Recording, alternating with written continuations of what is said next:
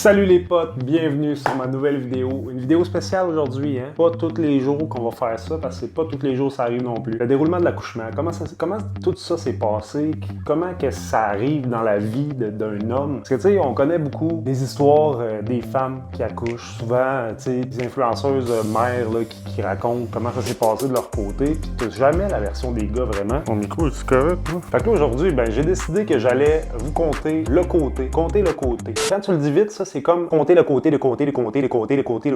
C'est spécial. C'est comme les chemises de l'archi-sèche, chantent sèche ou archi-sèche. Un chasseur sachant chasser ne sait chasser sans son chien de chasse. Les côtés. C'est drôle parce qu'on a filmé plein de parcelles d'événements qui sont arrivés tout au long de la vidéo. On va avoir un support visuel. Comme si je faisais une présentation PowerPoint, un projet oral, là. Un peu pareil. Sauf que je suis pas préparé. Mais j'ai jamais été vraiment préparé pour ça. Fait que dans le fond. C'est sûr, bon, 9 mois se sont écoulés hein, pour avoir un bébé. Ça prend 9 mois. Je sais pas si je t'apprends quelque chose, mais ça prend 9 mois.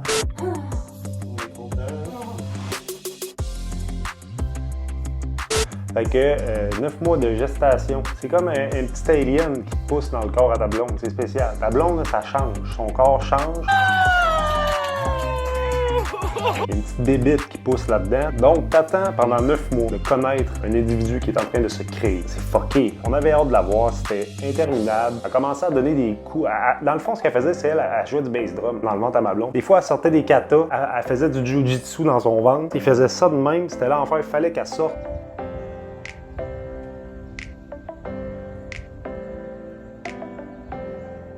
Quand on est arrivé à terme, dans le fond, à 40 semaines, elle était pas prête encore à sortir. Elle s'est dit non, moi, je vais me faire envier comme du monde, je sortirai pas dessus. C'est pas si honte que ça de voir mes parents, ils ont l'air intenses un petit peu. Fait que je vais rester encore une petite semaine. T'sais. Fait qu'à 41 semaines, alors on a commencé à avoir des contractions. Fait que là, c'était des petits gargouilles dans le ventre, là, comme si genre, ben, ce qu'elle m'expliquait, là, parce que tu sais, je vais vous raconter ma partie, mais je vais essayer de vous raconter un petit peu ce que j'ai vécu par rapport à elle aussi. Petits gargouillis, comme quand elle était dans sa semaine, mettons, des petits maux de ventre puis tout. C'était comme le début du travail. Ça a commencé de plus en plus fort, là, ces maux de ventre. Mais tu sais, tu le sais pas, il y a personne qui te dit là, ça fait assez mal, tu t'en vas à l'hôpital. Tu le sais jamais. Puis on dirait la nuit, c'était pire. Pour bien commencer ta vie de parent, la nuit, t'auras pas en partant. Le 26 juin, c'est là vraiment que ça a commencé à être intense. Puis là, ma blonde, elle était pliée en deux, ça lui faisait vraiment mal. C'est dans la nuit, dans le fond, du 25 au 26. Ça te fait mal combien sur 10? Ça fait mal, je sais pas, 8. OK, mais j'ai jamais vécu une douleur de même, fait que comment le savoir? Bref, tu le sais jamais, fait que tu le sais pas. Puis là, à un moment donné, on a un numéro de téléphone, on appelle. Quand les contractions commencent vraiment à être intenses, puis genre aux 5 minutes, tu peux appeler puis te diriger à l'hôpital. Puis avec la COVID, ils vont vérifier, voir si t'es ouverte à 4. Ouverte à 4. Parce que ça, c'est une autre affaire, hein? Moi, je connaissais rien de ça. Ouverte, fermée, effacée, contractée, coprénataux. Moi, les coprénataux, jusqu'à récemment, je pensais que c'était des cours dans une piscine. Cherche-moi pourquoi. Je pensais que c'était des cours dans une piscine pour préparer le corps. Fait que garde, partait de loin, là. Partait de très loin. Entre-temps, c'est sûr qu'elle avait eu des rendez-vous chez le médecin. Fait que là, elle était comme effacée à 80%, 70%, puis elle était ouverte à 1. En temps de COVID, t'admettent pas dans une chambre pour l'accouchement si t'es pas ouverte à 4. Mettons, là, pour les autres qui m'écoutent qui savent pas trop de quoi je parle, c'est que le col de l'utérus, OK? J'en reviens pas que je suis en train de parler de col d'utérus, mais regarde, je suis en train de parler de col d'utérus sur ma chaîne Marketienne, la chaîne où on fait des expériences scientifiques, on parle de col d'utérus, sky's the limit. Le col d'utérus, ça, c'est un col, ça. Ça, c'est comme un col, ça. Quand il est ouvert à 4, parce qu'il est assez ouvert pour que tu puisses commencer à pousser. Non, pas ça pantoute. Il est assez ouvert pour qu'ils t'admettent à l'hôpital, puis que ce soit supervisé par des professionnels. Ouvert à 4, comment je le sais, moi, c'est ouvert à 4? Je sais pas, j'irai pas voir, là. J'irai pas dire, hey, B, je pense que c'est ouvert à 4, ça. Je check ça, là. Ouais. Ah ouais, t'es bon 4, ça. Et bref, tu le sais, tu sais rien. Tu sais jamais rien. Les contractions sont de plus en plus fortes aussi, fait que on se dit qu'on appelle. Parce qu'on avait un numéro, qu'on pouvait appeler une infirmière si jamais on était inquiet ou si on pensait que ça s'en venait. Donc on l'appelle. Finalement, l'infirmière nous encourage à rester à la maison le plus longtemps qu'on peut à cause de la COVID, c'est mieux. Puis aussi, le plus de travail possible à la maison, le moins là-bas. Fait que le moins, on est dans un environnement un peu contrôlé puis médical. Fait que bon, OK. Fait qu'on sait pas trop, mais on attend, tu sais. Donc là, la nuit passe. Évidemment, on voit toutes les heures de la nuit parce que ma blonde, elle souffle le martyr. Moi, je suis stressé pour elle. Fait que on voit le soleil se coucher puis le soleil se lever. Le lendemain matin, ça y est, ça fait trop mal, il faut qu'on y aille. Ma blonde avait vomi de douleur. Fait qu'on se dit, OK, fait qu'on est allé à l'hôpital, il est comme 5h, 6h le matin. Moi, j'ai pas le droit d'être l'accompagnateur, fait que je peux pas me présenter avec elle le temps qu'ils font les tests, qu'ils checkent son col, voir il est à combien pis tout. Fait que je reste dans l'auto comme un idiot du village, hein? Comme un pauvre taré. Il faut que je reste dans l'auto, puis je suis hyper stressé, nerveux. Fait que ce qu'on fait, c'est qu'on se met sur haut-parleur, puis je suis là comme tout le long, même si j'entends absolument rien, mais ça me rassure un peu. Était à 3, fait que c'était à 4 qu'on était à demi, fait qu'on n'est pas à demi. Fait que là, elle dit, ce qu'on peut faire, soit que tu t'en tournes dans la maison direct, ou on essaye de faire du ballon. Fait que mettons, à sauter sur le ballon comme pour faire du travail. Ou on va prendre une marche pendant 1 heure, ou les deux. Fait qu'on a fait les deux.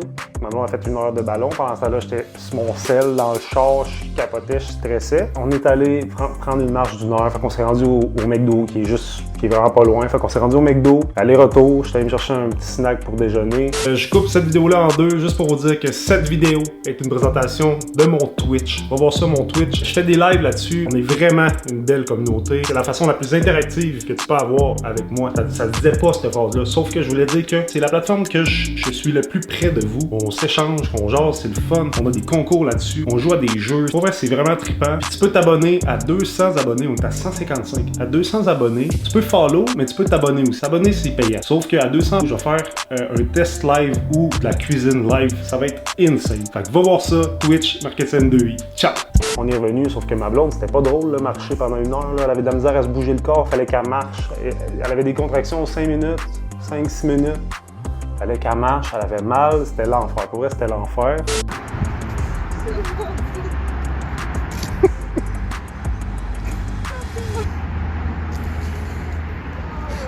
On dirait Walking Dead.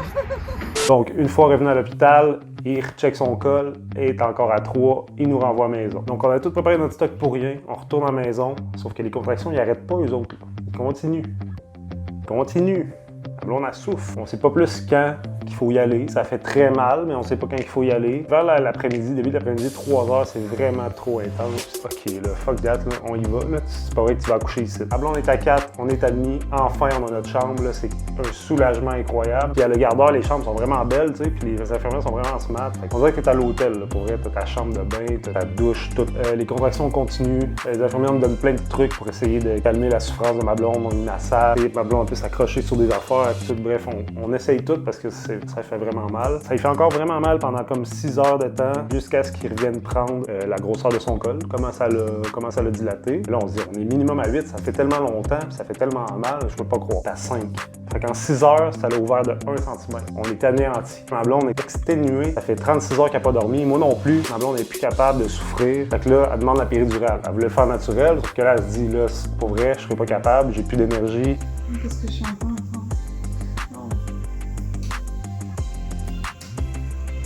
Ça gèle comme à partir d'ici, tout le bas du corps, sauf que tu sens quand même les contractions, puis tu sens quand même tes jambes, puis tu peux te bouger. C'est juste qu'il faut que tu aies une sonde pour ta vessie, parce que tu peux pas uriner par toi-même parce que tu sens plus ta vessie. Fait que ça aussi, c'est un peu stressant, là, la péridurale. Là. Fait que là, tout ça, ça se passe bien. On s'endort enfin. On a profité pour dormir un genre de 6 heures. Après 6 heures, l'infirmière revient, elle reprend son col. Que là, elle dit, je comprends pas, tu sais, elle est là, elle fouille là-dedans, là. Elle est là. Je comprends pas, là.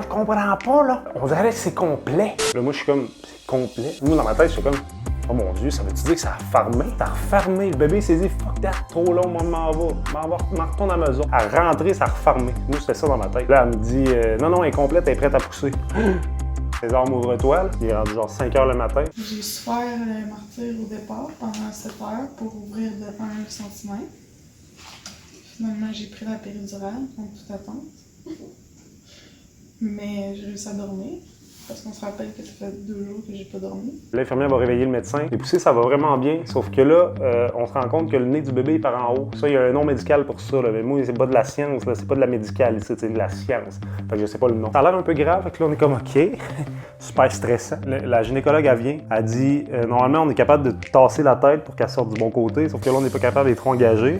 Parce que là, ce que ça faisait, c'est que les poussées, c'était des bonnes poussées, sauf que la tête, elle sortait un petit peu, ben, tu vois que ça poussait, puis ça rentrait automatique. Fait que c'est comme si les poussées servaient à rien. On peut pousser comme ça, mais ça va être vraiment plus long. Ça va être 3 heures de poussée. Ça, c'est si ça fonctionne. Parce que si ça fonctionne pas, à un moment donné, si c'est trop long, ben, il va falloir essayer soit les ventouses ou ben la césarienne.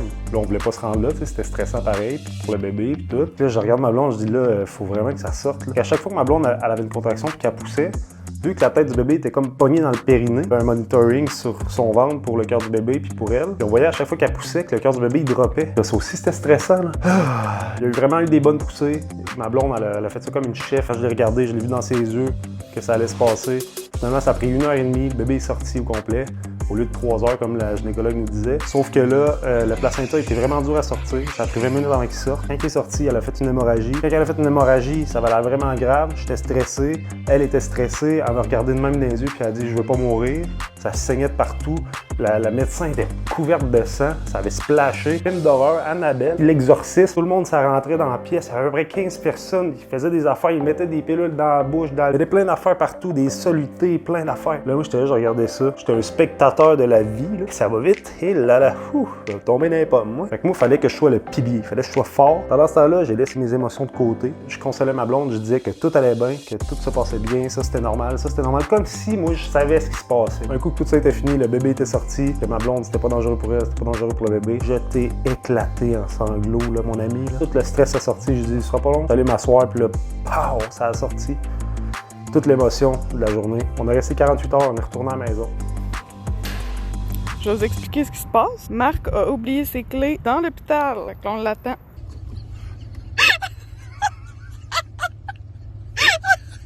Il suit à cause. C'est chaud. Pas stressé pour tout. On devrait baisser les limites de vitesse, là, ça, c'est bien trop vite. Le bébé n'a pas dormi de la nuit. Elle se réveillait aux heures, aux heures et demie. On a eu des problèmes un peu d'allaitement qui ont fait que le lendemain, midi, elle a fait de la température. Je la trouvais chaude sur moi, elle pleurait tout le temps. On a pris sa température, elle faisait 38,0. Ils nous ont dit avant de partir à l'hôpital, si elle fait 38,0, vous allez à l'urgence. On est allé à l'urgence. Ah, comme si c'était pas assez. Fait que là, on arrive à l'urgence, à la gardeur, 3 heures qu'on attend. Un bébé de 2 jours, on attend 3 heures. Je capotais. On capotait, on n'avait pas dormi, je sais pas combien de temps. On était stressés pour le bébé. Après 3 heures, il y a un médecin qui est venu. Ils nous a envoyé en pédiatrie parce que ça pouvait être méningite, ci, ça. Fait que dans ce temps-là, il y a un protocole, ils n'ont pas le choix de faire une batterie de tests. Ils ont fait une ponction lombaire, ils ont vérifié son urine, son sang, plein d'affaires. Fait que là, le bébé était plugué de partout à 2 jours, capoté.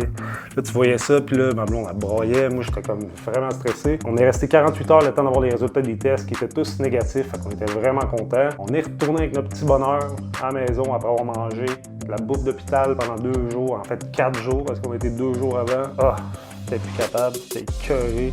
Moi, je dormais dans un petit lit de camp. Là, tout est rentré dans l'ordre, ça va bien, le bébé est en santé. On est heureux, on est content. Puis la vie est belle, merci la vie. Je vais vous la montrer. Je vous présente ma belle petite Lia Rose d'amour, née le 27 juin à 6h35. C'est la belle petite fille. Je suis vraiment fier d'elle, elle est vraiment belle. Donc voilà, ça change une vie, c'est incroyable, c'est beau, c'est la plus belle chose au monde. Merci la vie de m'offrir d'aussi beaux moments avec elle, puis un beau bébé en santé. Merci d'avoir écouté, j'espère que vous avez aimé ça, c'était un peu différent, c'était plus personnel, intime. Je pense que je vous devais ça. Fait que t'es pas content, tu viendras me voir de toute façon. Hein? Je vous dis ciao les potes, je vous aime, faut juste pas qu'elle me voie le faire. Hein? Tu viendras me voir, puis Lia Rose elle vous dit bye les potes, bye les potes, bye les potes.